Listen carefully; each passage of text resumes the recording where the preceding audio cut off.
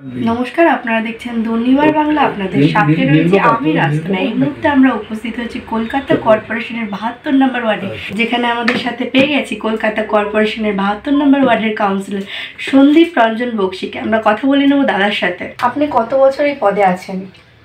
আমি এটা আমার সেকেন্ড টার্ম, মানে প্রথম 15 সালে ইলেকশন হয়েছিল, তাতে মিলিটেড হয়ে, তারপরে 15 পরে 21-এ শেষের দিকে হয়েছিল। তো আমি তখনই জিতেছিলাম, জিতে এখন 24 পর্যন্ত হবে। আচ্ছা, আপনি পদে আসার পর কোন কোন বিষয়গুলোকে বিশেষ গুরুত্ব দিয়েছেন? আমি পদে আসার পর কর্পোরেশনের এই কাউন্সিলরের পদে আসার পর যেগুলো বিশেষ পরিষেবা, কর্পোরেশনের পরিষেবা, যেমনি আপনার জল দেওয়া অথবা লাইটটাকে প্রপার রাখা অথবা আপনার রেগুলার কোর্সে ময়লা পরিষ্কার করা, এইগুলোর উপর আমার বিশেষভাবে আমি নজর দিয়েছি। আচ্ছা, এই যে সরকারের প্রকল্পগুলি, কোন কোন প্রকল্পগুলি আপনি আপনার এলাকার মানুষের কাছে পৌঁছে দিতে পেরেছেন?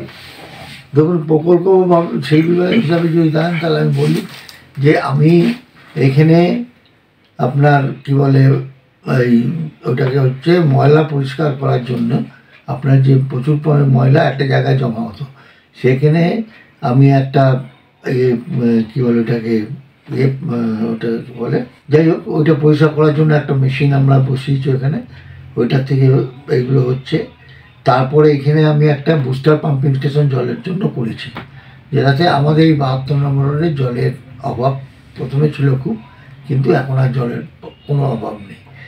আর একটা এই ওয়ার্ডের সমস্যা ছিল যে সামনেই গঙ্গা নদীর একটা পার্ট এখান থেকে গেছে একটা ইয়ে, তো সেইখানে আপনার জল খুব জমত। সেই জলের জন্য আমরা এখান থেকে পাইপ বসিয়ে দিয়ে এই জল এখন আর আমাদের এখানে কোনো জল দাঁড়ায় না, শুধু যখনই বান আসে একটু জল ওঠে, তারপর 10-15 মিনিটের ভেতর ক্লিয়ার হয়ে যায়। এখন জলের কোনো জল জমার কোনো সমস্যা 72 নম্বর ওয়ার্ডে নেই।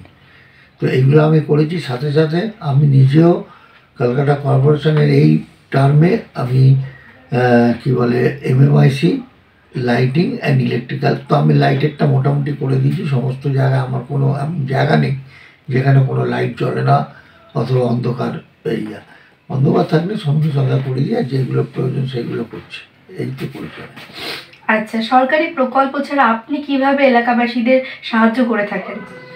দেখুন, এটা ডে টু ডে জব। যখনই যে কোনো এলাকার লোকরা আসে, এই তাদের যে সরকারি এই পরিষেবাগুলো দেওয়া সেগুলো দিই। সাথে সাথে অনেক সময় কারো হসপিটালে ভর্তির ব্যাপার থাকে, আর তারপর স্কুলের ভর্তির ব্যাপার থাকে, কলেজের ভর্তির ব্যাপার থাকে, আমি চেষ্টা করি সেগুলো করে দেওয়ার জন্য। আজই একটা আমাদের ওয়ার্ডের ভেতরে এই চিত্তরঞ্জন হসপিটাল, সেখানে একটা আপনার প্রসবের ব্যাপারে আর কি, ডেলিভারির ব্যাপারে একটা ভর্তি হতে পারছে না কোথাও, তো সেখানে আমি ডাক্তারের কাছে পাঠিয়েছি। আমাকে বলেছেন যে ডক্টর বলেছে ওটা হয়ে যাবে। তো এরকমভাবে চেষ্টা করছি ছোটো ছোটো ব্যাপারগুলো করতে, স্কুলে ভর্তি, কলেজের ভর্তি, এইগুলো আমরা চেষ্টা করি। বিশেষ করে হসপিটালে এখনকার খুব হয়, আমাদের পিজি হসপিটাল, তারপর সোমনাথ পণ্ডিত হসপিটালে মানুষ যেতে চায়, তো আমি চেষ্টা করি সেগুলো করে দেওয়ার জন্য। এবার দুয়ারে সরকার আসতে চলেছে, দুয়ারে সরকারে কি নতুন কোনো প্রকল্প পেতে চলেছে এলাকাবাসী বা রাজ্যবাসী? দেখুন, যে প্রকল্প যতবার হয়েছে আমাদের এখানে সকলে সব প্রকল্পই পেতে পেতে এসছে। নতুন প্রকল্প যেগুলো হয়েছে, আবার যদি এলিজেবল হয় মানুষ, আমার ওয়ার্ডের মানুষরা, তাহলে নিশ্চয়ই পাবে। কারণ মমতা বন্দ্যোপাধ্যায়ের নেতৃত্বে যেভাবে পশ্চিমবঙ্গ সরকার ডেভেলপ করছে, তাতে যত যত আপনার স্কিম এসছে সমস্ত কিছুই মানুষ পেয়েছে। তো এরকম কোনো স্কিম আসেনি যেটা মানুষ পায়নি। তো এই আমার এই দুয়ারে প্রকল্পে যদি সেসব যা স্কিম আছে আমার পর্যন্ত সকলেই সব পেয়েছে। কারো বিয়ের ব্যাপারে পয়সা পাওয়া অথবা কোনো আপনার শিডিউল কাস্ট, শিডিউল টাইপের এই করা, সব কিছু পেয়েছে। তো আবারও যদি কিছু নতুন আসে নিশ্চয়ই আমরা পাবো, এটা আমার ভরসা আছে মমতা বন্দ্যোপাধ্যায়ের উপরে। আচ্ছা, সামনেই বিধানসভা নির্বাচন, জনসংযোগ কিভাবে বাড়াচ্ছেন?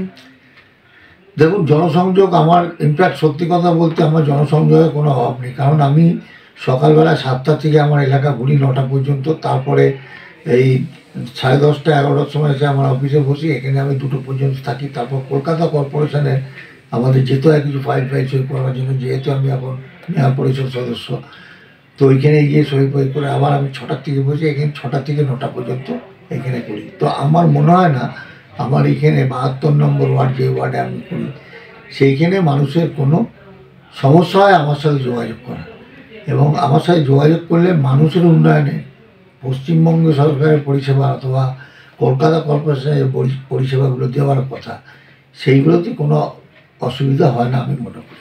আচ্ছা, আপনার এলাকায় বিরোধীদের ভূমিকা কেমন? বিরোধী নেই, আমার ভূমিকা কিছু কোনো বিরোধীতে আজকে আছে বলুন তো? সমগ্র পশ্চিমবঙ্গে কোনো বিরোধী আমি দেখতে পাই না। তো বিরোধী আমাদের এখানে কোনো বিরোধী নেই। তার কারণ হচ্ছে এইখানে নট অনলি মাইসেলফ, এর আগে থেকে যে কবার ইলেকশন হয়েছে প্রত্যেকবারই প্রথমে কংগ্রেস ছিল, তারপরে পরবর্তীকালে তৃণমূল কংগ্রেস হয়ে যাওয়ার পর তৃণমূল কংগ্রেসের ক্যান্ডিডেটই আপনার জিতে এখানে এসছে। তো এইখানে কখনোই সিপিএম অথবা বিজেপি কখনো জিতে এখানে আসতে পারেনি। এইটা আমি আপনাকে বলছি প্রায় 85 সাল থেকে, 85 সাল থেকে এইটা কংগ্রেস এবং পরবর্তীকালে তৃণমূল কংগ্রেসের গেন হয়ে আছে। আচ্ছা, এলাকাবাসীকে কোনো বার্তা দিতে চান? এলাকাবাসীকে বার্তা দেওয়ার কিছু নেই। এলাকাবাসী কাছে আমি বরঞ্চ ঋণী যে ওরা ঠিক সময় যখন প্রয়োজন হয় আমাকে সাহায্য করে, আমার পাশে এসে দাঁড়ায়। তাই এলাকাবাসীর কাছে আমার আরেকবার এটা আবেদন যে প্রত্যেকবারের মতো আপনারা এবারও আমার পাশে দাঁড়ান, মমতা বন্দ্যোপাধ্যায়ের পাশে দাঁড়ান। পশ্চিমবঙ্গকে আরও সুন্দর করে দেওয়ার ক্ষমতা মমতা বন্দ্যোপাধ্যায় রাখেন। তো উনি ওনার সাথে থাকলে নিশ্চয়ই আমরা আরও বেটার পশ্চিমবঙ্গ পাবো। ধন্যবাদ আপনাকে। আমরা দাদার থেকে জেনে নিলাম 72 নম্বর ওয়ার্ডের খুঁটিনাটি বিষয়গুলি।